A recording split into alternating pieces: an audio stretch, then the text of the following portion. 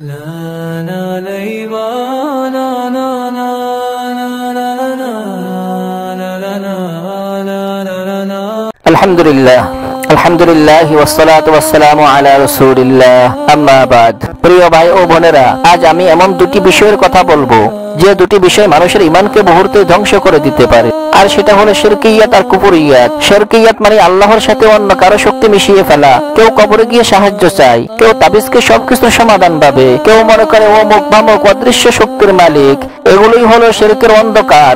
আর কুফরিয়াত যখন মানুষ আল্লাহ বা তার কিতাবের কোন আদেশকে অস্বীকার করে, ইসলাম নিয়ে মজা করে, কোরআনের বিধানকে হালকা ভাবে, এগুলো ঈমান মাটিতে মিশিয়ে দেয়। শিরকের রং আলাদা, কুফরের ধরন আলাদা, কিন্তু ফল একটাই, ঈমান শেষ। মনে রাখবেন, ঈমান যদি বাঁচে সবকিছু বাঁচে, ঈমান যদি মরে যায় মানুষ আর কিছুই থাকে না।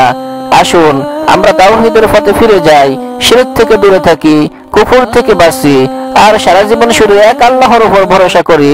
আল্লাহ আমাদের সবাইকে হেফাজত করুন, আমিন।